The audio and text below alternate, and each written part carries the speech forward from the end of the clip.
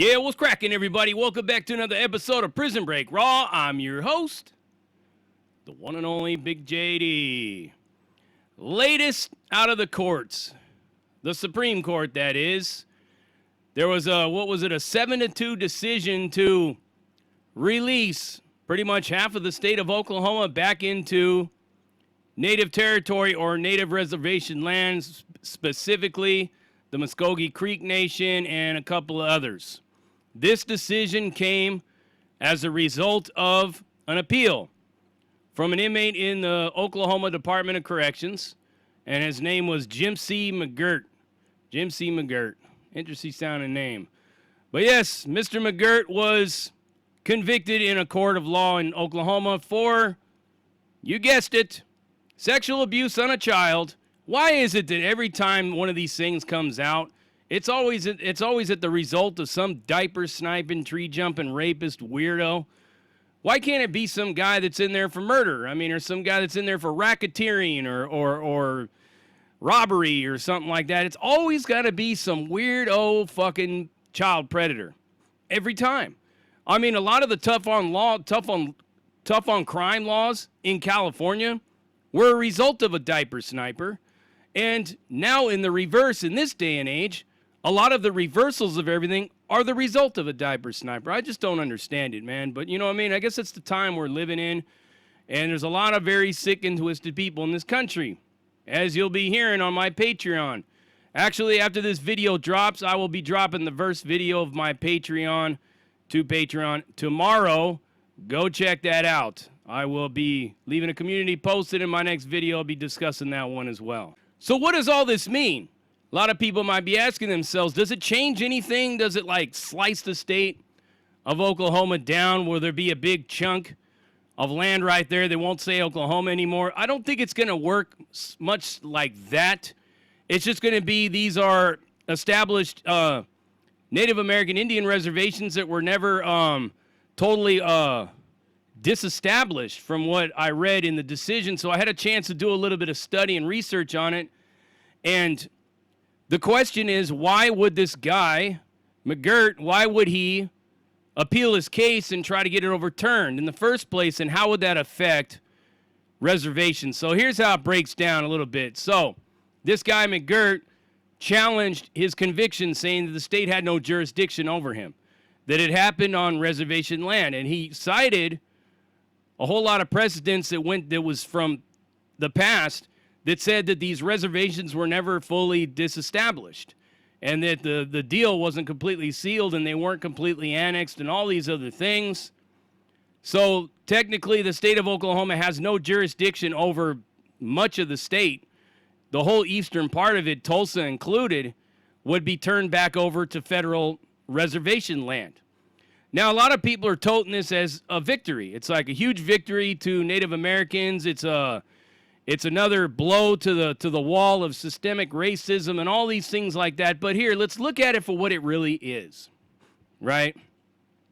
I'm all in favor of Native American rights. Believe me, I'm one of them that pushed a lot of it in the federal system.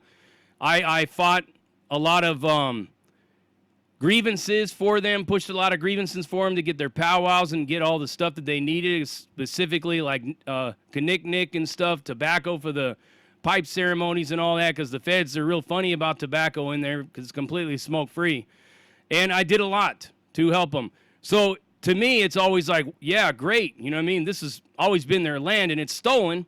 I mean, through bloodshed and a whole lot of theft and everything like that. It was taken from them. But is the federal government going to completely restore this land back to them and give it to them as their own nation? Basically, it'd be a whole nother country. But that's not what they're doing, okay? The federal government wants to take the land away from the state and put it into more control of the feds. So that's more money generated for the federal government itself. I don't really see this as being a genuine concern for Native American rights and Native American land to be restored. I think this is a federal government power grab, and they're using a diaper sniper in order to do it like they always do. It's a big fuck you and a kick to the teeth for everybody in this country, because this dude right here, I mean, whoa, it's really hard to find his case, but he's a sick bastard. I mean, he basically, in my opinion, deserves to die. But now that his case is going to be turned over to tribal affairs or the federal government, will they prosecute? Now, that's the question in this whole deal. Will they prosecute him? Well, let's take a look at what's, how long his case has been. He's been in prison. He's been in prison since 1996. So you would think the statute of limitations would take over, right? Not necessarily.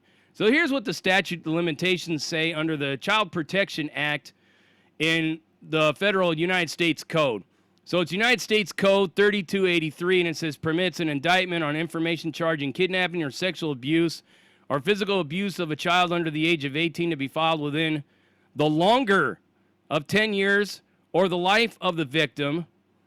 Section 382 extends the statute of limitations in sexual abuse cases generally and is not confined to the offenses found in sexual abuse chapter of the Federal Criminal Code. In contrast, 18 U.S.C. 3299 eliminates the statute of limitations in child sexual abuse cases arising under the specific statutory provisions and cites. So it says, will be filed within the longer of 10 years or the life of the victim. What does that really mean? It's pretty ambiguous. But basically, from what I'm gathering from the way that I've learned how to interpret, like, statutes and annotations and law journals and jurisprudence, is that it's basically saying that there is no statute of limitations on these kind of sexual cases. So that's the good news. The good news is a lot of these people aren't going to just get thrown out onto the streets, because you got well over 200 and something different diaper snipers that could be affected by this decision. Many more that are on. One guy is actually on death row, some guy named Murphy. And he was the first one to challenge us, saying, his name is like Patrick Murphy. He was the first one to challenge us a couple years ago, but Gorsuch had to recuse himself. He challenged it, saying that he killed this man on Native American lands. And this guy Murphy killed a guy that was messing with his old lady. So it was kind of like a revenge killing, a crime of passion. He's on death row, and he's trying to overturn his conviction on the premise that it was on Native American lands. But now this McGirt case just paved the way for Murphy himself. Murphy, I'm not really tripping on. McGirt, I don't really think you should show him no love at all because of what he did to this child. What about the child? It doesn't matter whose land he did it on. He's a sick fucking bastard. He's a pervert. You know what I mean? And I know a lot of people aren't going to really side with me on that one right there, but it is what it is. But look at the bigger picture of this whole thing. So now what happens to everybody living in eastern Oklahoma? Are they all going to be kicked out? Is all that land going to be turned over to people of that tribe, people that have a roll number, whatnot? I mean, who knows, man? Who knows what's really going to happen at the end of the day? I mean, this is fresh off the press in the court decisions. But the main thing is to look at the ramifications it has for over 2,000 people that are in the Oklahoma Department of Corrections right now. 2,000 people can ultimately be walking out of those prisons. Some of them people, you don't want them out into the streets. Some of those people need to be there. Some of those people, but you're going to have a lot of drug cases and things like that under the federal statute of limitations, you have 5 years, 7 years, 10 years, and 20 years. So depending on how old a lot of those people's cases are, ultimately they just go free for whatever it is that they did. And that's okay. I mean, you're in there for a drug charge or anything like that, and this decision had helped them out. Okay, great. But you got a lot of people. Okay, what about a lot of the people that are busted for, like, let's say, rape in that area? Rape is not, it has a statute of limitations because it's not a minor. Some guy could have raped a woman. She could have been just barely 18 or 19. And there are a lot of other cases as well. The federal guidelines, the sentencing guidelines would take over in a lot of these cases that the feds chose to pick all these cases up. And understanding the Oklahoma's Eastern District Court, federal courts, I would assume that a lot of them would get picked up, but then a lot of them won't. Who decides which ones get picked up? And what about the prejudice behind a lot of these cases? Because some of them could be 20 years old, 30 years old. You never know, 15 years old, however many years old, and you got to find all these witnesses. You got to find all that evidence. Is there evidence still left in this case once it's been convicted and everything's all said and done? All of this stuff has to come back up in court, and there has to be a new trial for a lot of these people. So potentially, you have a lot of these diaper snipers and stuff that have nothing to lose but to take it back to trial. And you could possibly see a whole lot of people just getting their convictions completely thrown out or found not guilty or insufficient evidence. It depends on a grand jury. So if there's the evidence and everything that was in play that was enough for the state court, might not be enough for the federal court. Do you understand what I'm saying? The federal court, you know, they only take stuff that they know that they got a 98% chance of conviction on. That's why their conviction rate is so high, because they have to have like airtight, without question, strong evidence against you to lock you in on these crimes, because they don't like to lose and they don't want to lose. And they can lose.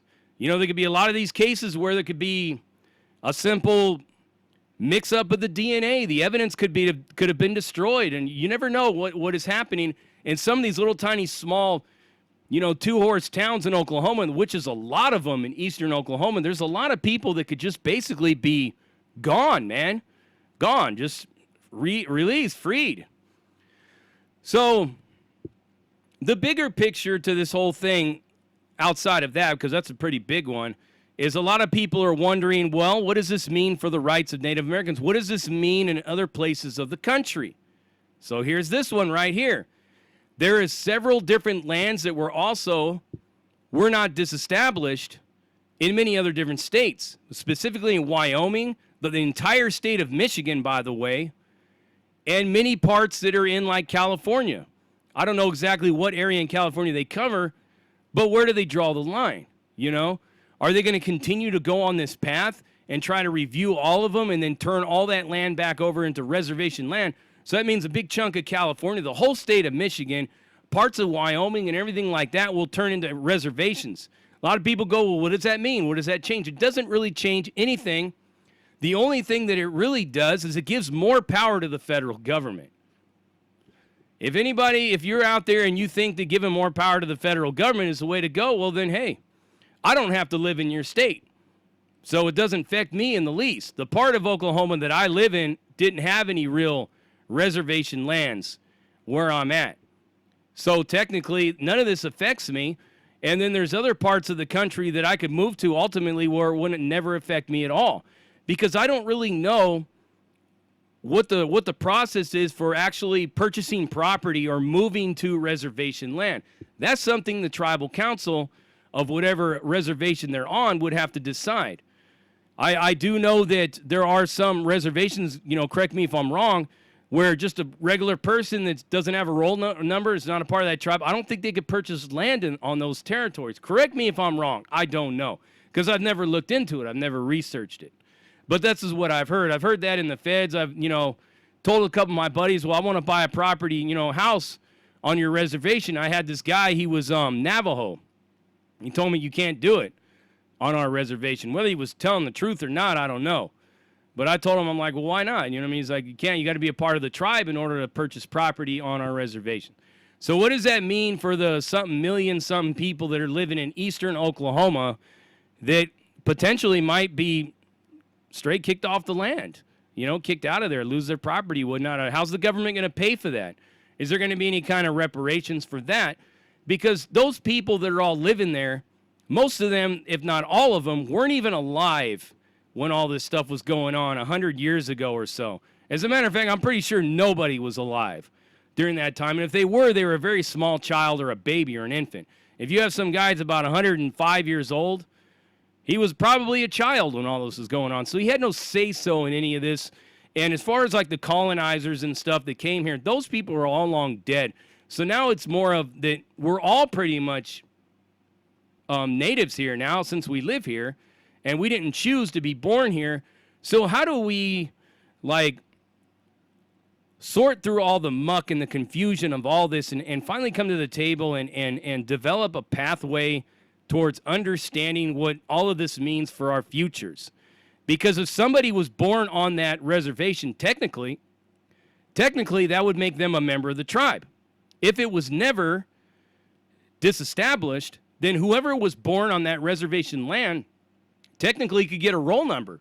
If you think about it, I mean, the sky is the limit on this. You see where I'm going?